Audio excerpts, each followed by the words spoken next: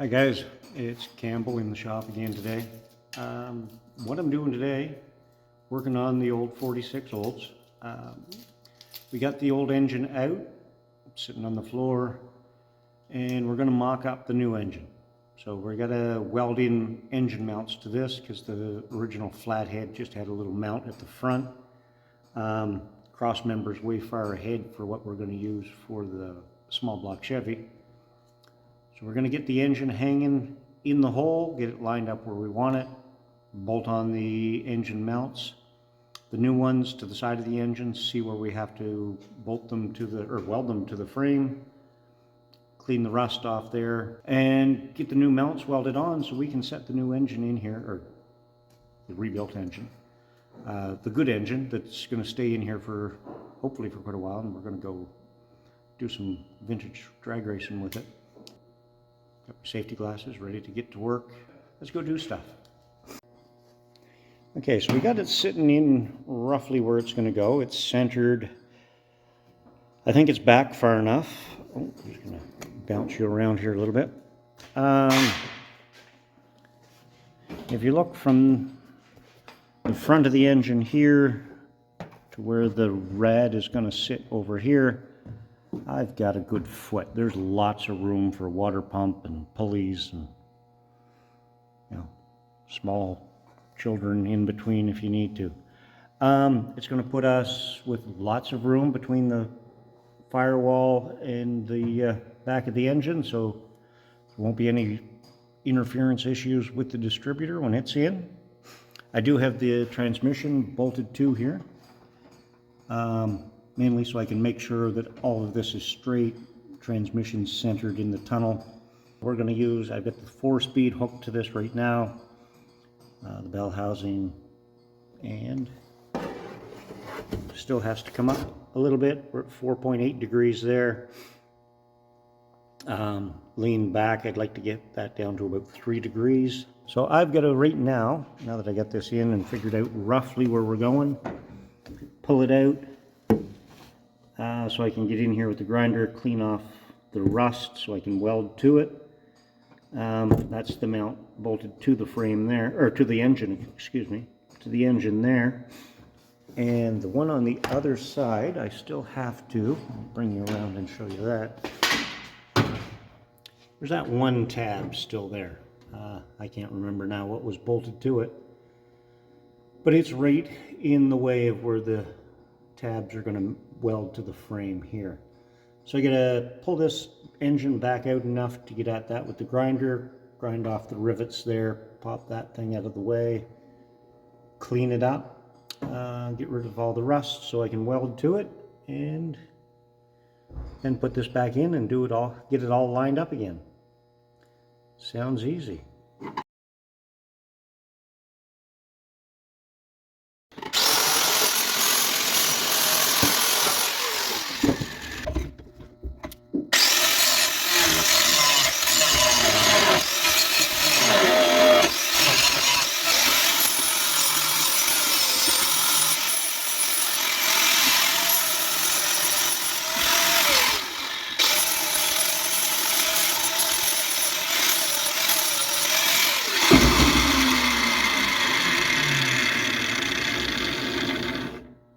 There you go, now that's clean enough to weld to. And with a bunch of crawl under it, jack it up, come back and look, and then go under and jack, and then come back and look. We got it right where we want. Okay. Because my math back and forth of measuring this wasn't quite perfect, I'm just running a string. It's not touching anything. It's in a hole that's centered on the top of the cowl, pulled tight to this hole that's centered in the rad support. And if you look at the front of the engine, you can see it doesn't line up. So I'm going to center this that way. It might be back and forth a couple times between it and the making sure the transmission stays where I want it. And I'm going to get this sitting perfectly center if I can. Pretty close to centered on that string. So the front of the engine's where I want it. Now I'll crawl back under it and check the transmission, make sure it's still where I want it. And then where it's still at 3 degrees, and then I'll mark out these motor mounts where to bolt or weld them on. Back in a sec. Well, I'm chasing my tail a little bit here. Show you what I get going on. Flip you around. It's sitting pretty close to where it's going to sit, I think. Think. Right now, angle-wise, I am 3.9 degrees, so I can't come up on the transmission. I'll show you the angle I'm sitting at right now, 3.9. I can't come up on the transmission because I want to keep it centered in the hole in that X. So it's kind of got to be where it is. So to gain that other degree, I've got to drop the front. And the issue I'm worried about is, let me loosen you up here. What I'm worried about is clearance between an oil pan and that center link. So what I've got to do right now is stop what I'm doing and bring in an oil pan tomorrow. Stick on the bottom of this thing and make sure I have clearance for it. If I have clearance for it, well then I can wiggle with it. It's nice that it'll be really low in the frame, but I just don't want to be rubbing the oil pan on the steering. That would not be the goodish thing. So I'm going to call her a night and bring one in tomorrow and stick a couple of bolts in it so it'll stay where it's going to be. Make sure I have enough clearance. At the back of the engine, there's all kinds of room because there's no cross member or anything in the way back there. So that's it for tonight. I'm going to go home, get some supper, attack this thing again tomorrow, and hopefully we'll make it work. Should, maybe, I don't know. If not, the other option is going to be I'm going to have to maybe do some floor work to make room for that transmission, which is possible as well. Not unthinkable. I was just trying to get away without doing it. Anyway, talk to you tomorrow. Bye. Okay guys, it's the next day. I'm back here. I'm working on the Oldsmobile. I brought an oil pan in, bolted it to the bottom of the engine because I wanted to make sure I had enough clearance between the pan and the center link for the steering, because it was very close and I was getting really low, and I was afraid if I hang the engine that low, am I going to have interference problems there and just kick the problem down the road. So brought an oil pan in. I did adjust a little bit. I brought the rear end of the transmission up just a tiny bit. We're pretty close to right where I want it now. It's a little high in the hole, but the drive shaft will still clear, no problem. And if it doesn't, there's just a little wee piece of metal at the top. I can always grind that out, clearance it, and there'll be lots of room. So it's where I want it. It's sitting at 3 degrees. I'll give you a quick look. Let me flip the camera. There we go. We're at our 3 degrees, actually 3.1. I'll take the 0.1. I could gain it if I dropped the front of the engine a little bit more. Let me get you down here. Actually, flip you. I have this tripod on. I can't quite get down there. Turn you sideways. I've got a little bit of clearance there. I got about ½ an inch or so. I suppose I could drop it that little bit to get that, but for 0.1 of a degree, I think that's where it's going to sit. Bring it back out. Bring it back around to me. So now I run the string This thing is sitting centered. It's at the right height. Everything's where I want it. So now I'm going to mark out these motor mounts where they got to be cut so I can weld them in. Again, I tried this several times last night, but then I just kept thinking, oh, what if I move this, move that? Right now, we're pretty much exactly where this thing's going to live, or not this block, but the engine that's going in, where it's going to sit. I love that it's so low in the chassis ground. It's sitting really low, which is awesome. We're still going to have manual steering, so I don't need room for power steering pump. Tons of room, especially on the passenger side for headers. Lots of room there. Driver's side,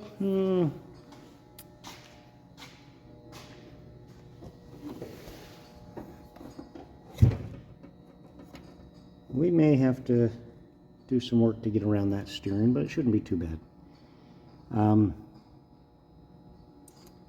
Anyway, I'm going to flip around and I'll show you how I'm going to mark these motor mounts out. Okay, now for the 554th time, I think I got the engine sitting where I want it sitting. I've retaped this part a dozen times now. I have it sitting where I want it. I had it last time I was videoing and I had it perfectly center, everything lined up exactly where I wanted it until my mind changed and it wasn't where I wanted it anymore. What I did is offset it half an inch towards the passenger side. I'm just going to flip you. Because when I was looking, I said, wow, for headers, I've got so much room, and even offset this way, I still have a ton of space for a header to go out that side. Then I went around to the driver's side, and I'll come back around here, and said, yes, still a fair amount of space here, but the steering box is there, and I said, it's going to be tight. So with having so much room on that side, and I could use the extra space on this side, and if I'm driving it, there's always going to be my soggy backside sitting in the driver's seat, or at least someone's sitting in there. It'd counteract that little wee bit of weight over to that side. So half an inch isn't very much. The angle is where I want it. Everything is, at this point, perfect, so long as I don't jiggle anything while I'm setting this up. So now I'm going to go around and for the last time show you how I'm going to mark these motor mounts, cut them to the right size and get them tacked in hopefully. Okay, now I think I've actually taped this about 4 times so far. So what is it, 56th time is the charm. So this is the tab that's going to get welded onto the frame. It's going to line up with our motor mounts on the engine. So I'm going to take my Sharpie, which fits perfectly inside that hole, or pretty darn close. Oh, don't wiggle the engine. Let it sit where it's going to sit. Bring this, just raise it and lower it. Boom. That's how much I've got to take off from the center line of that hole to there. So I just got to measure that. Measure in this end that far, cut that off, boom, weld it on. The one that's going on the back side, same thing.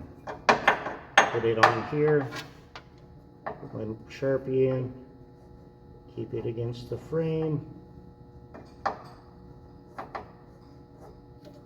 There's my mark on that one. Again, measure from the center of the hole to my line, take that much off here. I'm going to do this side complete, and I'm going to mark this as rear, and that one is front, just so I don't get them confused. I'm going to get this side cut and tacked on before I do the other side, so that I'm not trying to split the difference on some tiny error or anything. I'll get one bolted solidly, do the other side, and I know it's not going to move. Okay, I'm going to go mark these out, Or actually, I'll show you.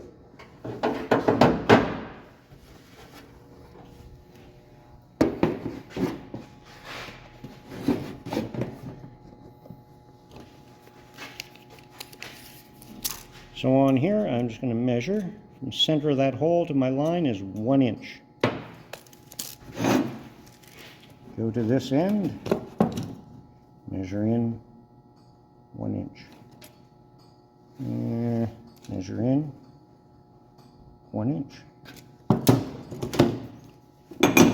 Use the other piece as a straight edge. And mark it.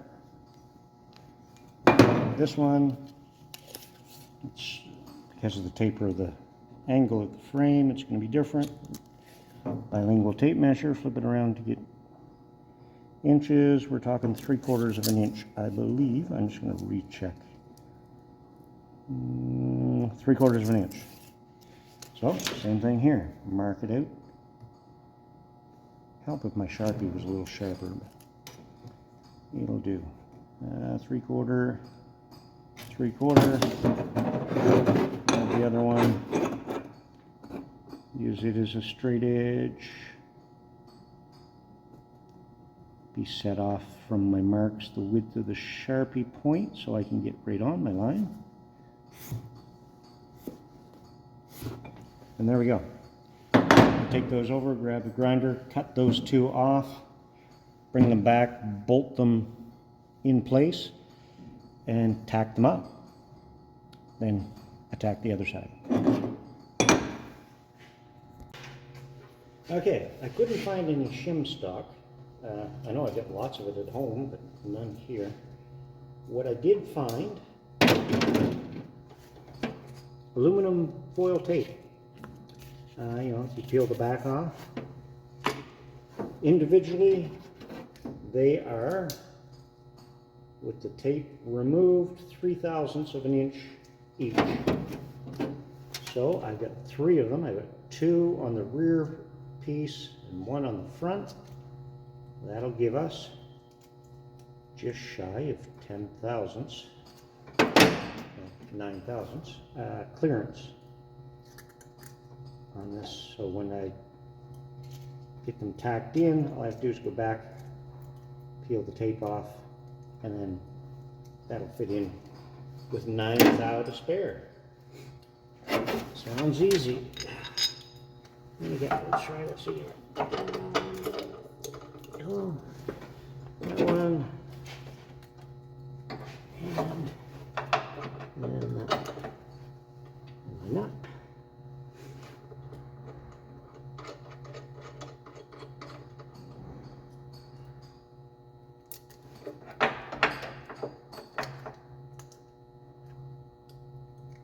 There we go. Perfect. It's snug, sitting flat against the frame. Once I get these welded in and everything's where it's gonna be forever, I am gonna come back and tie these two together, top and bottom, just to stiffen it up. And I may add a little reinforcement, especially on that side. Here it's on the main frame rail. Over there it's on that little piece that kicks out. So I will at some point add a little bit of reinforcement there just so it doesn't twist any on us. But right now I'm going to get the welder and zap this into place.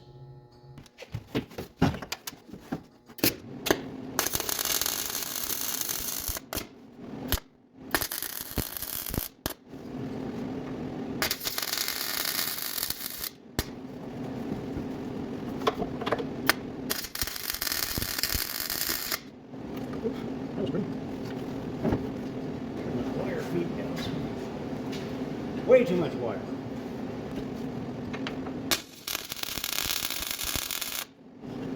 There we go. I'm gonna get one here.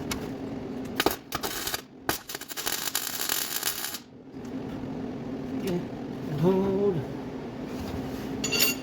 Okay, that should stay where it is.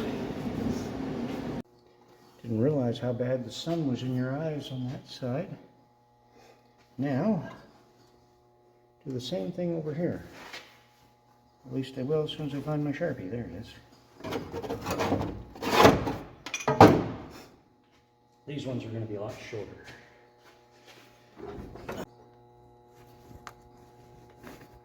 You probably can't see because of my little mitts. There you go. So just a little bit better than the width of the, or half the width of that hole. So, same as before. Measure, mark, and cut.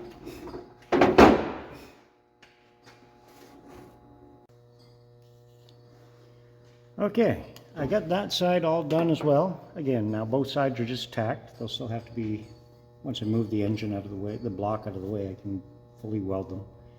And I can get right in there, and I'm not trying to lean over a fender to do it. But what we can do right now, for the first time, is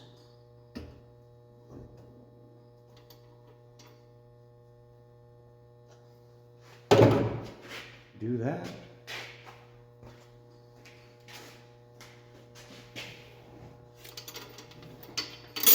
Unhook that. And pull that engine hoist out of the way.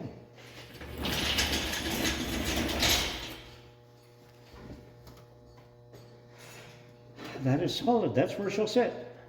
I double checked the level this way. I don't think I showed that on film. She's level this way. I've got my 3 degrees rake towards the back. I've got the same spacers in here, 3 thicknesses of that foil tape, 2 at the back, 1 in the front. So when I pull this out, I take that tape off, that's going to give me about 9 thou room for play. I didn't want it super loose that you'd never tighten it up. This looks pretty good. I'm impressed. Let me just bring you down here and take a look. So that side is all welded or tacked on. This side's all tacked in. It's level, sitting where it's going to sit. Get a 1/2 inch of clearance on that center link. Bob's your uncle. She's done. Or that step is anyway. Now, next step will be pull this out. Weld these up completely solid. And weld a couple little tie bars just to stiffen them. And then we can set the other engine in here, which will be exciting because I can't wait to see it actually sitting in an engine compartment. I built the thing 3 years ago.